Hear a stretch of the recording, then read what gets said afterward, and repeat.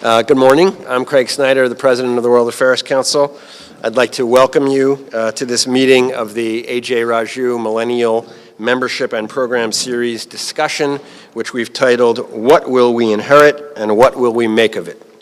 I'm really delighted that this group is launching today's major conference of the World Affairs Council, our conference on 21st century technology. It is, I'll bring it a little closer. We are doing this conference, as you all know, in partnership with Drexel University, our hosts today, and the Franklin Institute. It obviously makes a great deal of sense for younger people to discuss the future in which you will spend the majority of your lives. And as you know, the day is devoted to looking at the pros and cons, the costs and benefits of the technological revolution that we are living through. Of course, I'd like to thank Ajay Raju, who is inconspicuously looking at his phone, for his support of the Council, and in particular for making possible the Millennial Membership and Program Series that aptly bears his name. I also owe Ajay gratitude for having asked Rudy Karson to moderate this discussion. Rudy is best known for founding Connexa, which he grew over 25 years into a billion-dollar enterprise that was acquired by IBM in a record deal in 2012. Having also started many other companies along the way, some of which, as Rudy says, were successful while others were not, Rudy believes that entrepreneurship is something to be cherished and enjoyed to the fullest. His newest venture is Carlani Capital, an operating fund that aims to enable the growth and success of ideas that are original, interesting, and potentially useful to people. And Rudy, as the founder of the fund, gets to choose his title. He has called himself Grand Poobah, which I think lets you in on the personality of a very unassuming, even if very accomplished gentleman. So with that, let me turn the program over to Rudy Karson and we'll get started. Thank you. Thanks, Greg. Welcome, everyone. Good morning. Good morning. Good morning, everyone. Good morning. Thank you. That's it. Let's get some life here. So I just looked around. Do you know one of the first pieces of data I found out? That the sum of the ages of the three people to my left equals, guess how much? 67. That's as old as I am. So my age equals the sum of those three. So that kind of puts everything into context. Just a quick sense, how many are students here and how many are kind of young? Students, raise your hands. And young professionals or professionals? Okay, gives us a sense. So before I introduce the panel, I'd like to start out with some opening statements, which are fact-based. Number one, this is not an opinion, it's a statement of fact. We are absolutely living in the golden age of humanity. We are living in absolutely the most abundant of times.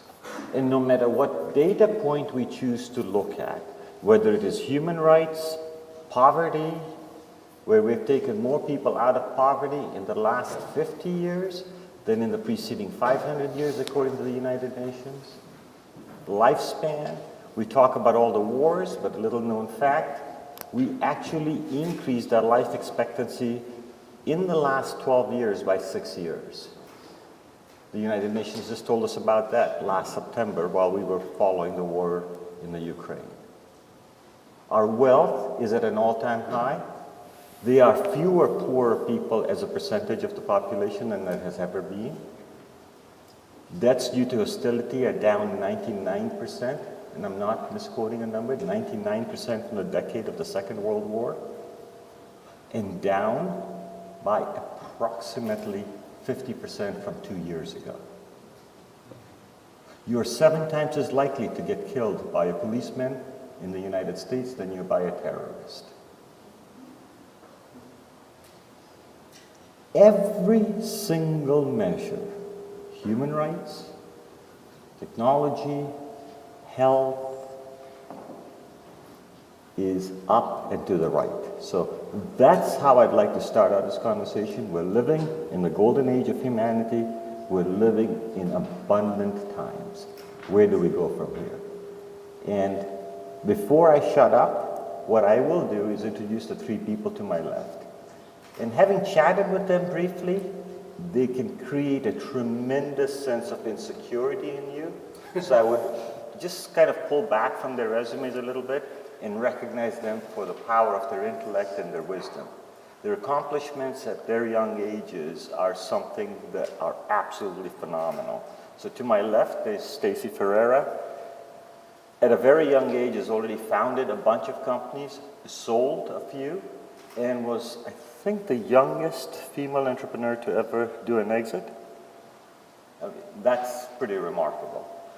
We've got Juliana to her left. And Juliana has been around in the Philly area for about a few years. I've read a lot of the stuff she's written. She has been in the technology vertical, so to speak, and probably has one of the broadest perspectives.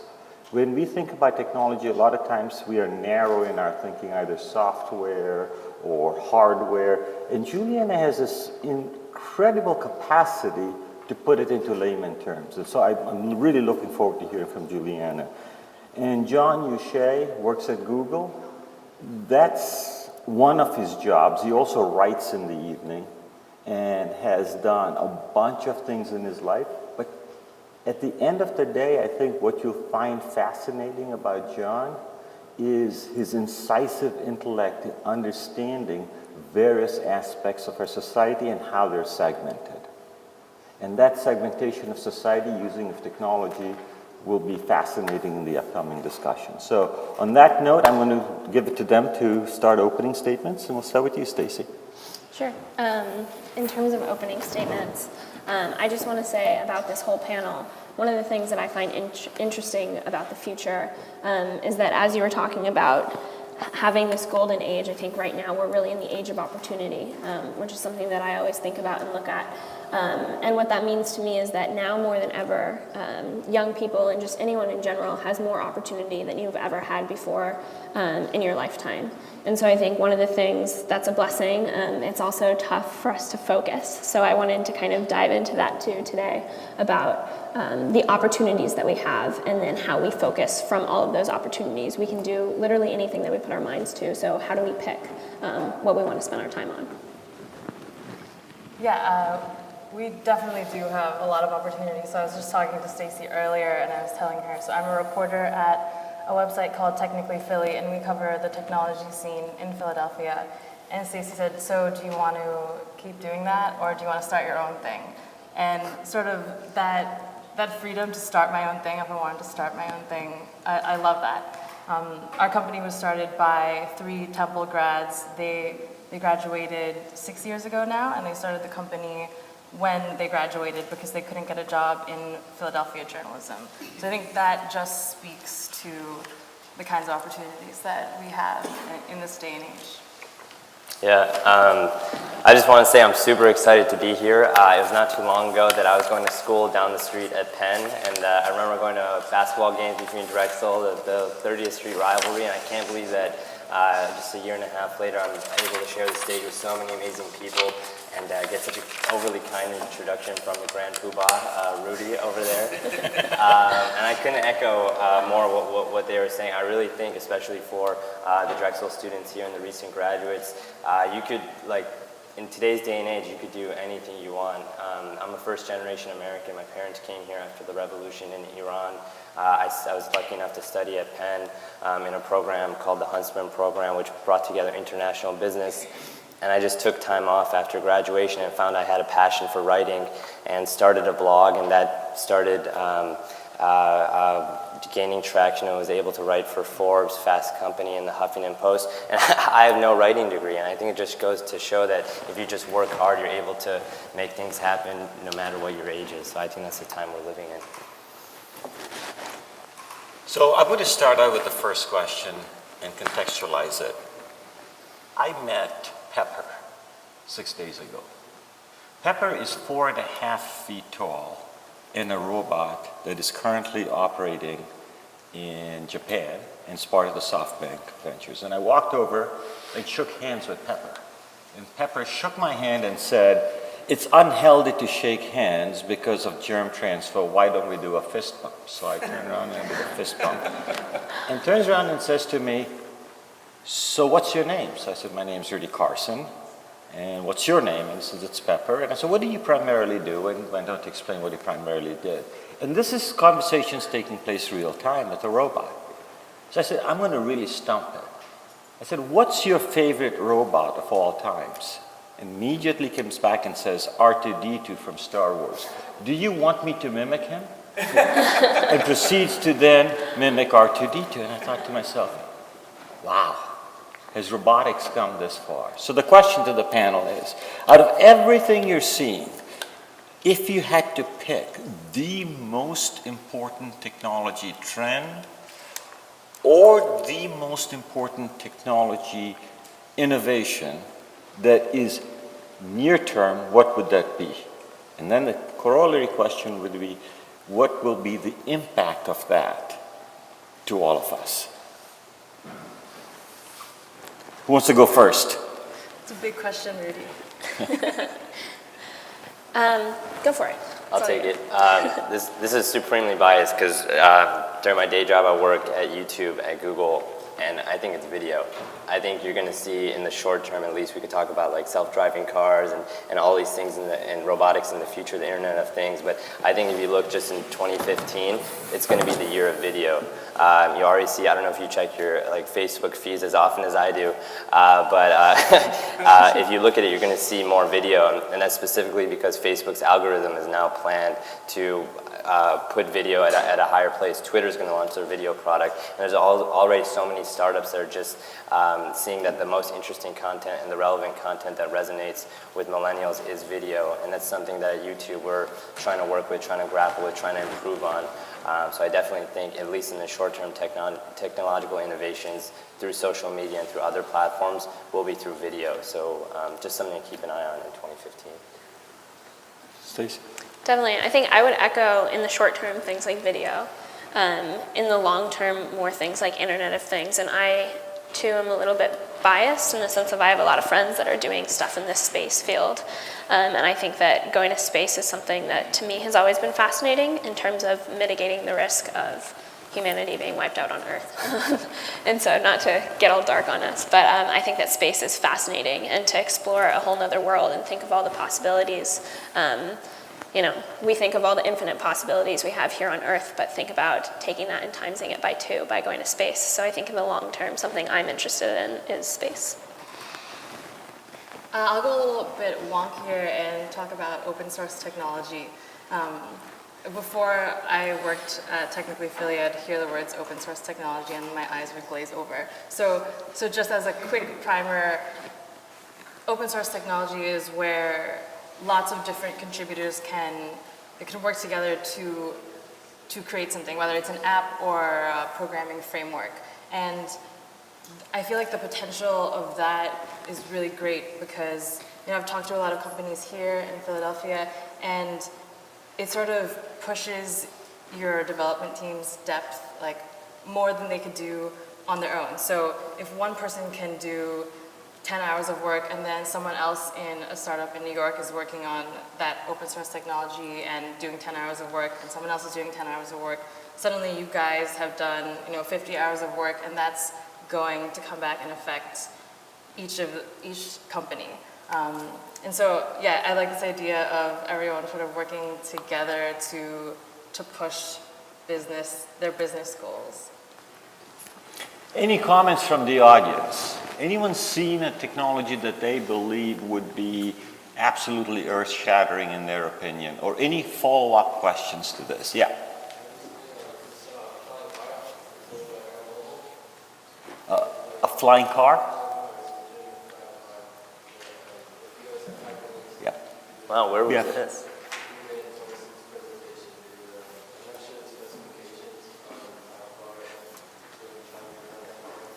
So that technology basically is incorporating drone technology that is strong enough to basically carry a human. So it also has wheels to travel on the... Impressive. Anyone else? I'm interested. Can I ask a question of the audience? How many people here know a lot about like Bitcoin and alternative currencies? What do you guys think about that in the future? Is that something that you guys see as viable, or?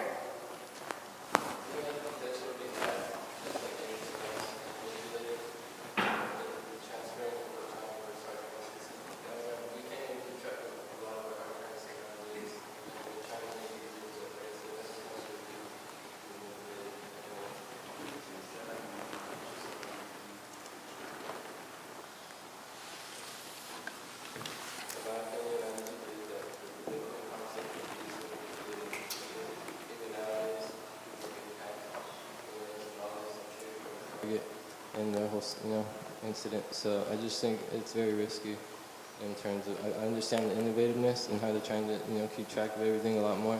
And even nowadays, you don't even need hard currency, to be honest. But I still think it could be very manipulated very easily. Let me take that a step further. How many of you own Bitcoin right now? I do. So 2 people in the audience. Interesting. 3 people. I'm sorry? Can you repeat his question? We didn't all hear. Yeah, we're trying to get the microphone at a better volume in the time. No, he wasn't asking a question. He made a statement about cryptocurrencies being hackable and dangerous. And so I took that and said, okay, if it's one person's view, I was just curious how many people owned cryptocurrency. So 3 people own Bitcoin. Does anyone own any other cryptocurrency other than Bitcoin? What do you consider cryptocurrency? Anything that is... Apple Pay is not cryptocurrency. So Apple Pay is a medium for traditional currency. So cryptocurrency is basically the formation of currency that is generated by the masses like Bitcoin is, through basically mining of computing power. I was just curious. Question?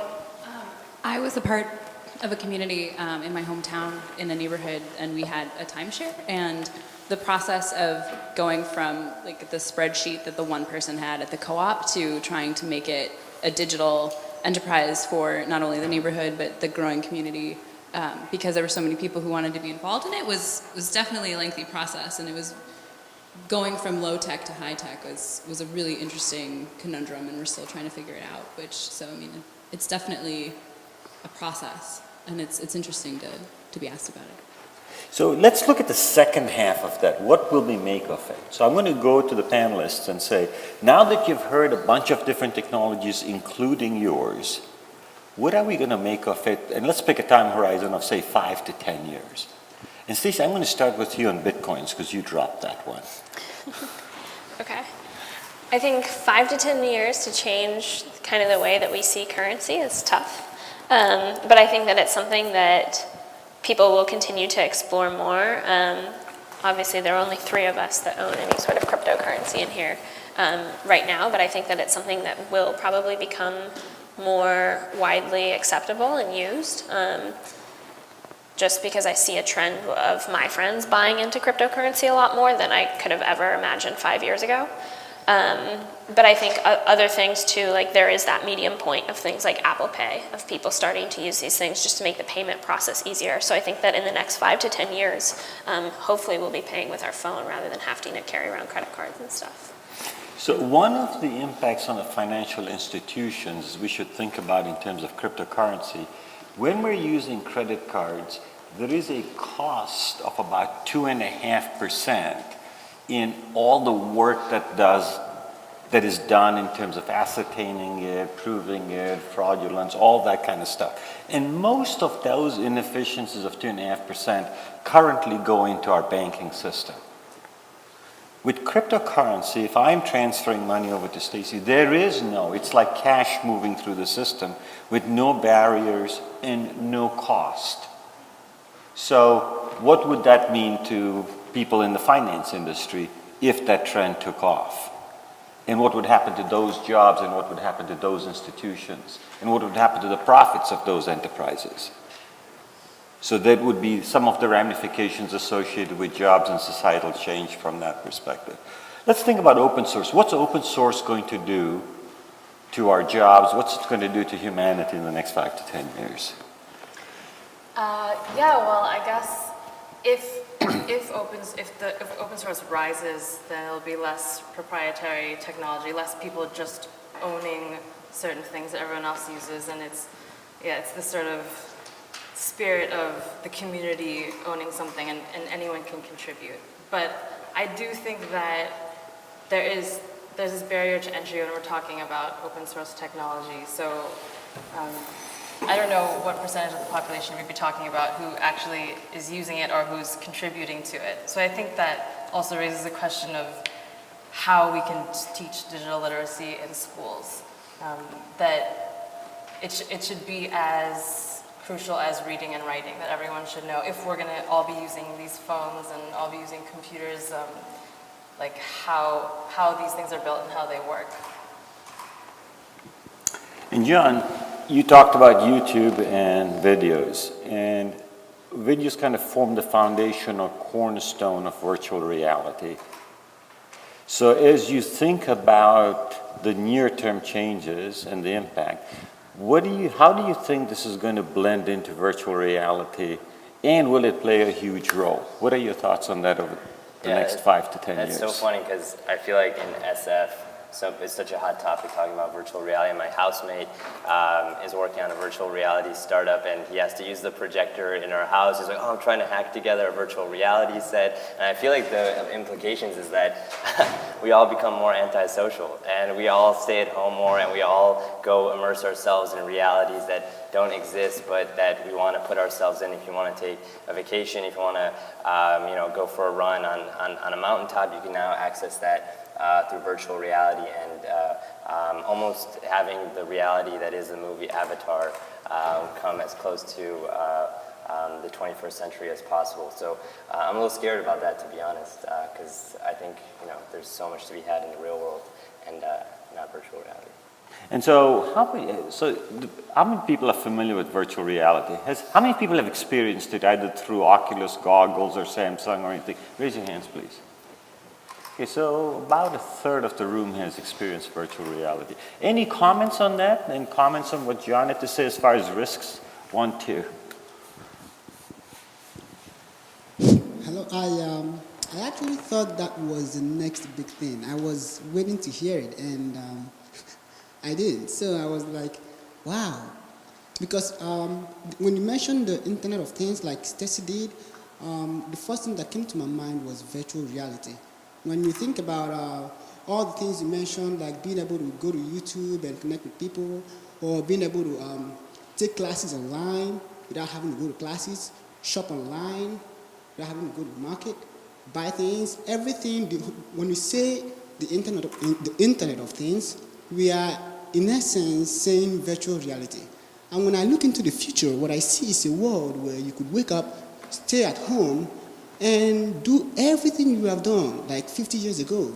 People work remotely now. They don't have to go to work. They stay at home, and I see positions like that. You can work from anywhere you want. I see a world where people work at their convenience. 5 a.m. in the morning, and you don't feel like going to bed. You can do extra work, add in a couple hours, and then go back to sleep again. I see that to be the next big thing. Okay, thank you. Over here.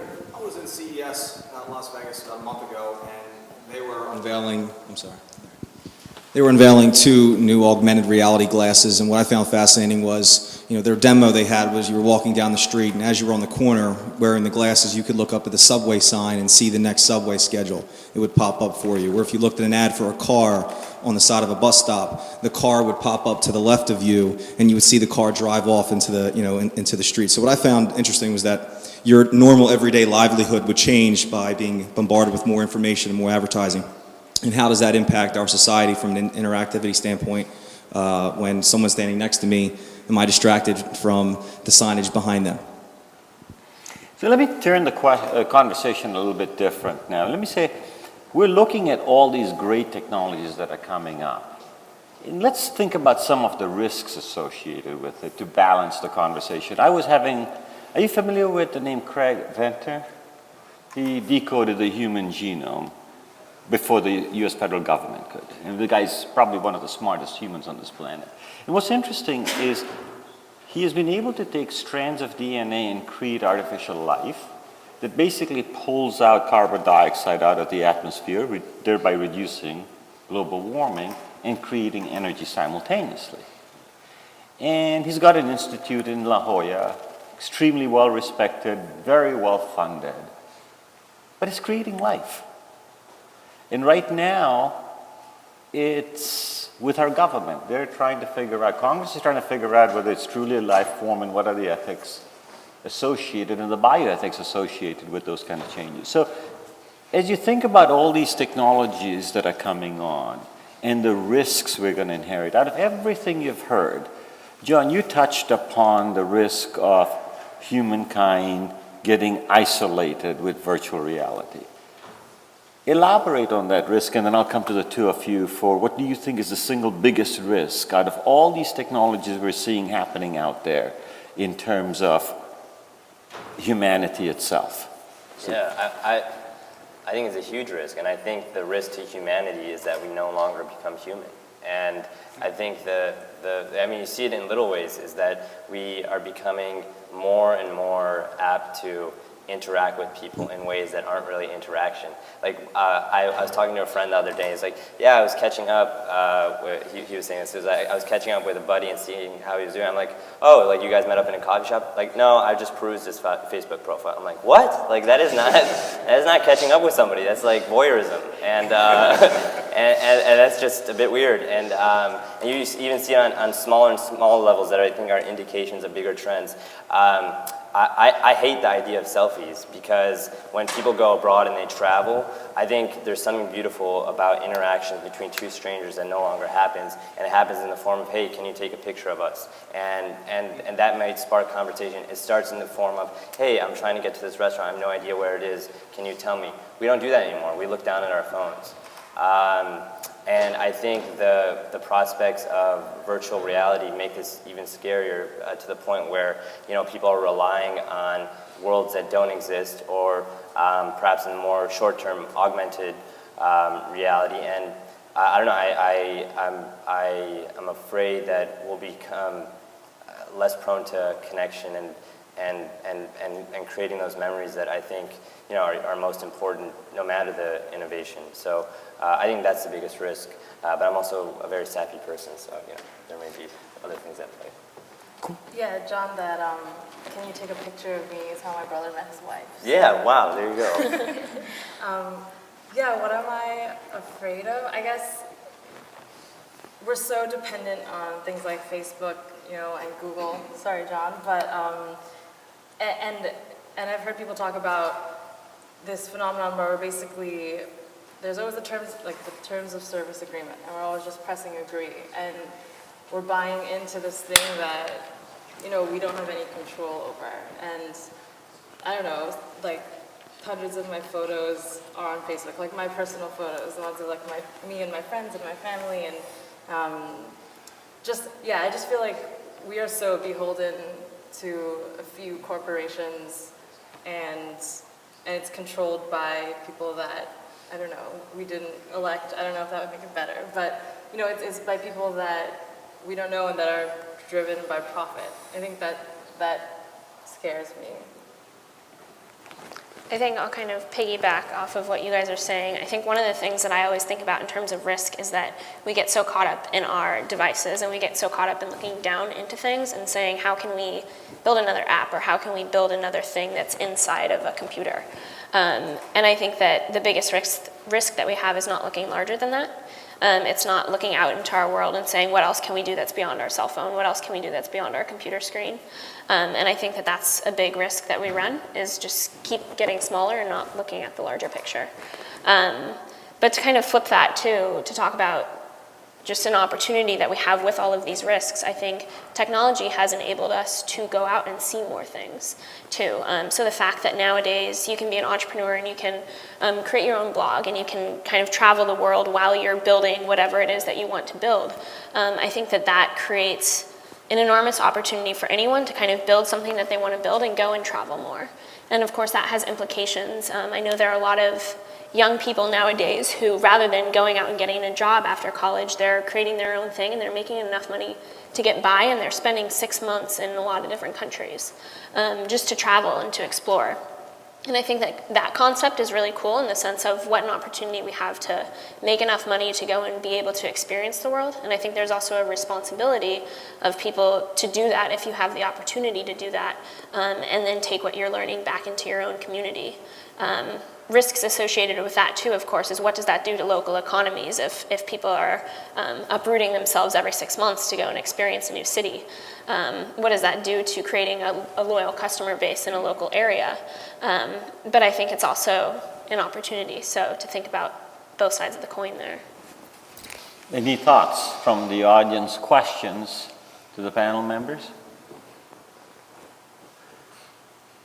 So if you are looking at your own lives and you said, I'm looking forward to the next 10 years, how many of you think my next 10 years are going to be better, or how many of you think are going to be worse than the preceding 10 years? How many of you think your next 10 years are going to be better than your preceding 10 years? How many of us think they're going to be worse? Wow, this is a highly optimistic room. Or a bunch of cowards who didn't raise their hands on the second question. So if the room is so biased towards the world becoming an absolutely phenomenal place, I'm going to go turn to the panel and say, we've talked all this time about technology. Now let's look at human relations. You touched upon it, you touched upon it, and you touched upon it. From a human relationship standpoint, do you see, and I'll just contextualize it, what do you see happening to the institution of marriage? Or what do you see happening to the notion of friendships? Or what do you see happening to the notion of business partnerships? On any one of these three or all three of these, how do you think the world's going to turn, and what are we going to make of it with all these changes that we've discussed? Who's going to go first? Well, I think just in terms of business partnerships and how technology and perhaps social media are bringing people together, I don't know if I'm embarrassing her, but Stacey has an amazing story about how she was brought together with Richard Branson through technology and business. I don't know if you want to talk about that. I don't know if I'm putting you on the spot, but it's one of the most inspiring things I've ever heard. Let's hear it. Sure, okay. So when I was... give her a chance. When I was starting my first company with my brother, we kind of started classic. We rented a place in South Central Los Angeles to start our first business, and kind of took all of our savings to go and start it. And I saw a tweet one day on Twitter from Richard Branson that said, "Meet me in Miami for intimate cocktails, donate $2,000 to charity." And my brother and I, on a whim, kind of were like, we have to go, what an opportunity. So we borrowed $4,000 and flew to Miami, and met with Branson. And to make a long story short, he ended up investing 1.2 with 2 other people into our first business. And so for me, business relationships through technology, I wouldn't be sitting here today if it wasn't for that. So, yeah. Holy cow. That has got to be one of the best stories I've heard ever. So, you gotta tell us a story about marriage through social media. Top that. you top that one. Yeah, I think there's, even though people talk a lot about the death of romance and the death of the handwritten letter and all these things with technology, but I do think that there is a harkening back to that stuff, because handwritten letters are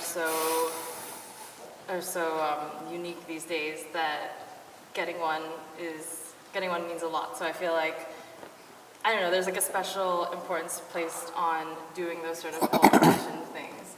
And I think there's also an importance of accepting the new way of doing things. So of course there's online dating. And I think there's still a lot of young people who are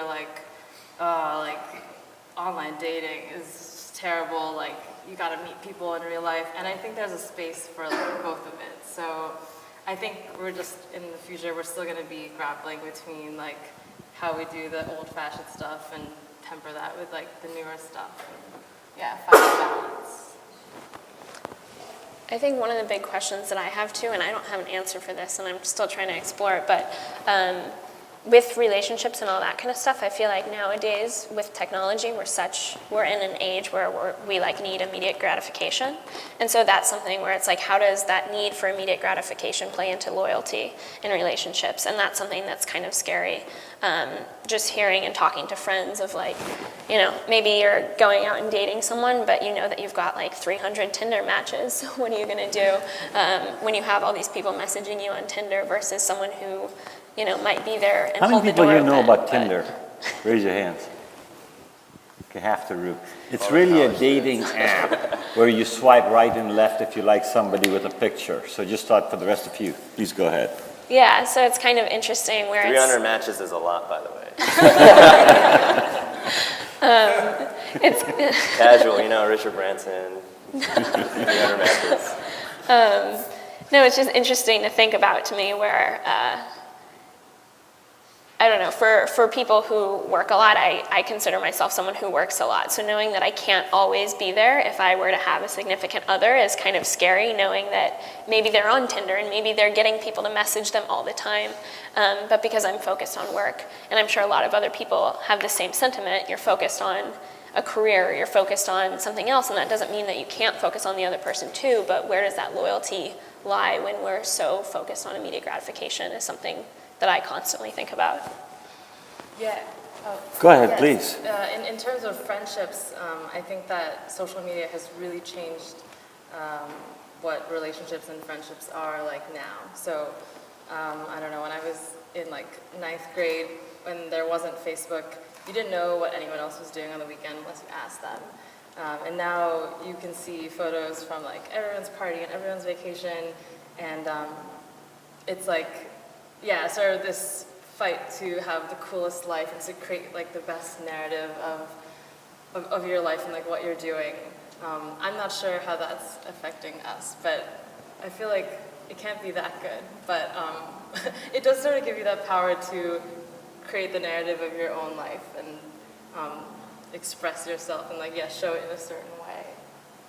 I personally think any relationship that's based on social media isn't a real relationship. I think that, you know, so many people create these constructs of who they are in these narratives, and you know, like at the end of the day, we're not brands, we're people, and I find that like when I get to know people or when I turn all of these things off. When like a few months ago, I was in Vietnam and didn't spend like any time looking at phones and technology, partly because I didn't bring my battery chargers, but it was just one of the most liberating things, and I was there with two of my best friends, and that's something that a like or a retweet can't buy you. Any thoughts from the audience or questions on this subject? 1, 2, 3, 4. So we'll start over there. There's an advertisement. I can't remember what advertisement it was for, but it's has a guy who is on Facebook, and he's looking and he's seeing all the great things that all of his friends are doing on Facebook right after his girlfriend breaks up with him.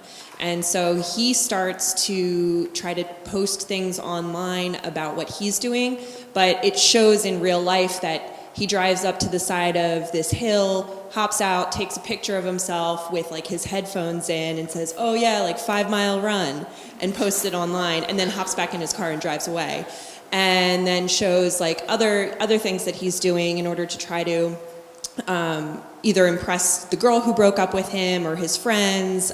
He takes a picture of himself in front of his screen that has a background of a beach and says, great vacation, and then, turns off his computer screen. So I think it's interesting how it is kind of this competition to have the best life, and it takes away the element of just enjoying your life as it is and being present in your life as it is, as opposed to always trying to one-up your friends on Facebook or Twitter or whatever it should be. And I think that it creates this sense of insecurity and this sense of loss in self, as opposed to just accepting that not everybody's life is constantly, 100% great. And I think we kind of need to recognize that and take a step away from it, which you're all saying. And it's an interesting transition in like social relationships. We've clearly hit a nerve here. That's number 2. We've clearly hit a nerve because I've seen a bunch of hands go up. I will make sure that everyone gets a turn. So go ahead, sir. Right here? Right here. In terms of creating your own story, I've read a lot that creating your personal brand, and one of the spokes of that personal brand is your social media personification. Who are you to people? So now when you're going to events, people are taking pictures not to just record the event, but also to show people that they're there and what they're doing, and how that translates into business. A friend of mine is a DJ, and he was doing a Sweet 16 last weekend, and I saw on his Facebook, he says, this is the age of our future, and 30 of the kids that were at the Sweet 16 were all sitting out down at their table into their phones.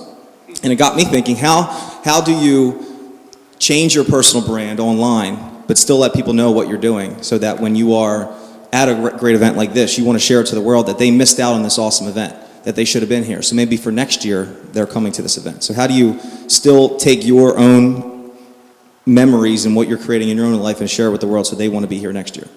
Terrific. Over there. Back there.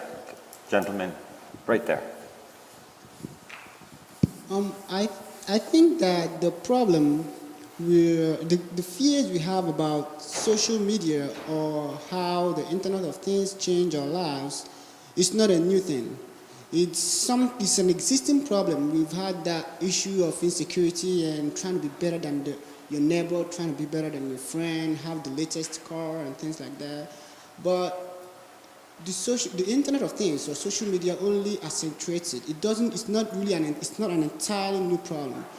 So if you don't see it as an entirely new problem, you see the whole thing from a better perspective. I once did a research when I was taking my human-computer interaction class on how people interact with social media, and when I had to interview people, I see people tell me, you know the reason I go on Facebook? Because it's hard to connect with people in real life. I mean, I felt so sorry. I felt so bad. People actually you see millions of users on these websites because they actually have problem doing such things in real life. And if you've never been outside, if you've ventured outside your comfort zone, like I'm originally from Nigeria, and you don't know what grace it is to be able to connect with family at home and friends, and be like, hey, and I know what's happening there, and they know what's happening here. I mean, it's not like it's real, but you don't feel so isolated. You don't feel so away. But the problems, the fears we have about social media, it's important to know that these things have been in existence. They weren't created by social media. The social media kind of made it obvious, right? It made it clear that, oh, I need to put more time. Before social media, some people spend more time at work than they did with their family. And now, because they're spending such time on Facebook, you're like, oh, it's because of Facebook. No. If not Facebook, you would have found something else. If you go to the rink, people are still there having fun. People are still skiing. People watched Super Bowl last night. Millions of people watch it over the weekend. You didn't stop people from doing that. And many people didn't actually know that Super Bowl was streamed online, live. Yes, because most people watch it on TV. If you watch it live, if your family watched it on the internet instead of watching it live on the TV, then you have a social media problem. Thank you. But so we're going to have to keep moving on because we have a number of hands up there. I saw one here, 2, 3. Let's try and kind of limit the comments to 45 seconds to a minute. Thanks. Yeah. My name is Gaurav. I go to a business school here in Philadelphia. If you see why we are human at all is that we have something fundamentally different from everything else in the universe called intelligence. That makes us human, really different. And if you see the idea of intelligence, then the initial ideas were around IQ. Then we sort of fundamentally involved that, okay, this could be better. How do we do it better? Then we got an EQ. The real context is now moving into something called CQ, which is called the contextual intelligence. What it means is that how does my intelligence in the context of you or a situation or a business or fundamentally any interaction changes? And that's where social media could be really powerful, or anything digital is really powerful. Think about your grandma who could just have an iPad, click on the FaceTime button and actually talk to you when you're in Germany, millions of miles away. and think about those ideas, and think about the idea of telemedicine. How you can heal somebody from Johns Hopkins can heal somebody in Nigeria by delivering value. Think about a relationship, your wife somewhere far away, or all of those. So the idea of context and what context mean in terms of business, in terms of you, in terms of how you look at time and the value of opportunities, they are all going to be defined. What will be different is how you interpret it. Do you see novelness in it, or do you see it as a pain point? That wisdom is going to define how the world will be. Thank you. Back there. And then the lady over on that table.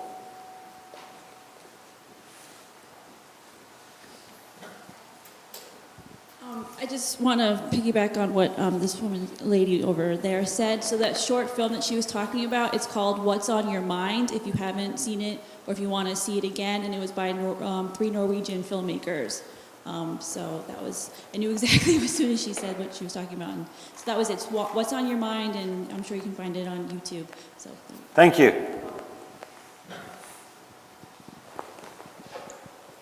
Hi, good morning. I feel as though we're presenting this dichotomy that social media use is entirely bad or good.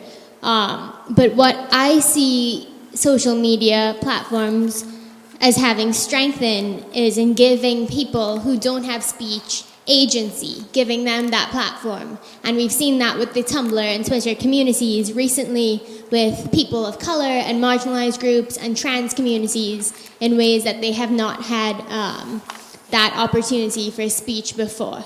So I think that's a really important consideration when we're talking about the context of different online voices. Thank you. Anyone I missed? Yes, over here in front and then back there.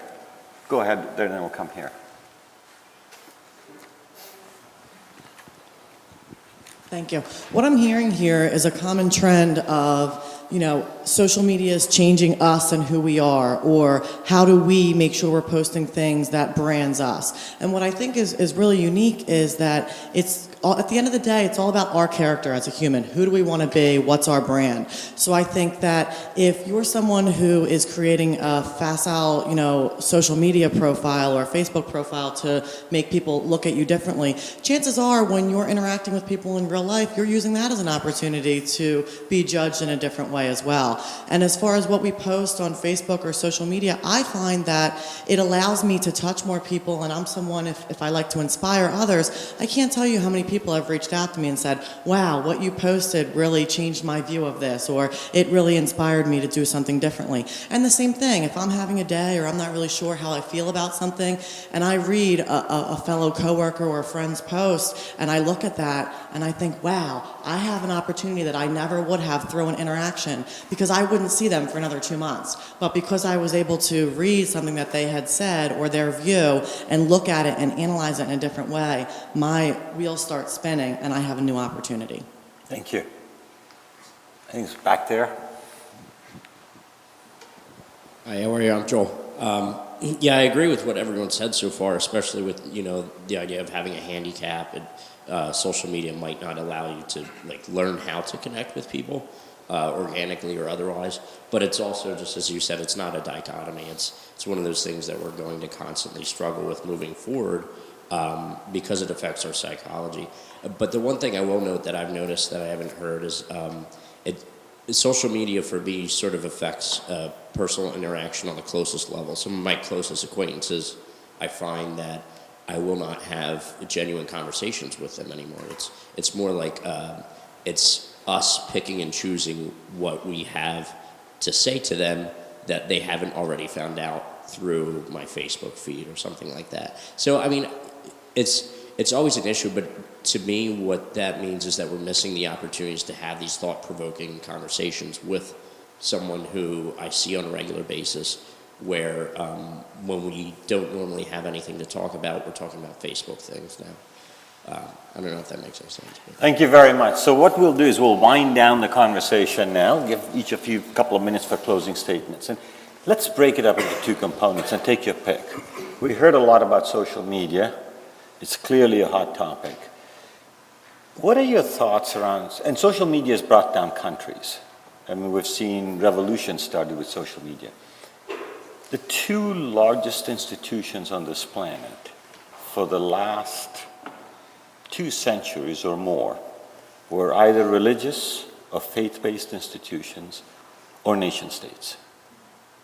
Faith-based institutions are clearly on a decline. Churches are closing down everywhere. Religion and faith is being used in names of terrorist activities. Humans are just basically pulling away from faith. The data is out there. Nation states have lost their hold on their population. Over 1 billion of us crossed the national boundary. We're having trouble identifying ourselves with our country. A lot of times we identify ourselves with the company we work for before the country we live in. And technology has played a huge role in both these eras. If you look in the future, and what are we going to make of it, and what are we going to inherit, and what are our children, what are you going to inherit, because you're going to live to 100. In either one of these two institutions, how do you see technology having a play, or as you see the progress of humanity, how is it going to impact one or both? So who wants to go first? I can go first. I think when we're talking about nation states, I think we've seen a lot, a strengthening of the local community because of how technology, you're connected to everyone and everything, and there's this globalization that there has been a growth of the super local. I think I've seen that in my work where I only cover the Philadelphia region, and people turn to us for that news because they can't get that anywhere else. All the other outlets are covering things nationally. And so, yeah, there's this sort of desire to know what's going on right around you versus what's so easily accessible, like nationally or internationally. And so, yeah, so I think that maybe, and I would hope that we would inherit this feeling of feeling closer and wanting to know more about the local, and so maybe that's on a smaller level, like your city or your neighborhood, but yeah. And I'll piggyback off of that because I think in the future it'll be, I think a similar thing, I think it'll be very localized and very community oriented, but I think as people travel more, you'll be more connected to communities, plural, that you've been to or that you've experienced. And so I think people will be traveling a lot more, people will be moving a lot more, they'll have a lot more communities that they're interested in. So I live in Manhattan right now, I might be interested in Manhattan, but I go to Chattanooga often, right? And I care what's happening to Chattanooga because I care about the people and I go there often. So I think that we'll start to see people be very bought into communities, and I think that for nations as a whole, that kind of blurs the lines because I see people traveling more internationally. So I think it'll be, these are the communities I care about, and they're not necessarily all in the United States because I'm American, but they're all over the world. And I'll talk about the second category, the faith-based, the religion. And I guess the question is, how does technology influence that? And if we talk about the story about how technology influences faith-based institutions, like I have to think about the story of my parents. In 1979, we're a Jewish family. It's very hard for Jews to practice in Iran, and I think if technology had been there, even 30 years later, you see the Twitter revolution happen in 2009 in Iran, and that was something that wasn't even present in 1979. Just with the absence of that, there's the absence of voice, and that's why my parents had to leave Iran. My mom has this amazing story that she had to escape on the back of a donkey to go through Turkey to Milan to Israel and then eventually come over to the United States, and eventually everything worked out, but it's amazing how without technology and without the empowerment of voice, a lot of minorities, especially in religious institutions, get completely forgotten, and I've seen that firsthand. Luckily, immigrants coming to the United States, there's just a world of opportunity that we started this conversation out with, so everything works out. But I think just technology is bringing more transparency and power and voice to faith-based institutions all across the globe, and maybe that's why it's declining, because people are questioning it and people are being more thoughtful. It's not just a top-down, hey, listen, this is what the scripture says. It's more bottoms up, this is what I think, and there's more discussion happening. Thank you. And we've gotten together for an hour of wonderful conversation. I'll leave you with one thought before thanking the panel.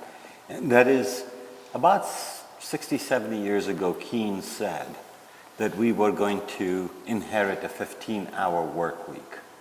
And from the time that John Maynard Keynes made that statement, the average work week in the United States started climbing, slowly but surely. Is now the time when it'll peak and start to come down? Will technology bring about that change? Because of the decimation of jobs that's taking place in this country is dramatic right now. Last year, out of the 160 million jobs, 11 million were lost, and lost forever, in spite of the fact that we have absolute low time unemployment. So technology is going to give us a lot of gifts. How we use it and how we think about it all boils down to our most important and valuable asset, and that's our personal time. And so on that note, I'll thank the panelists for a tremendous and thoughtful conversation. And you know, generosity is something that we always take for granted, but I really want to take a minute out and thank Ajay, not only for this conference, we wouldn't have gotten together today because of him, but a whole bunch of conferences that he has sponsored, not only with his financial resources, but also with his time. Ajay, thank you very, very much.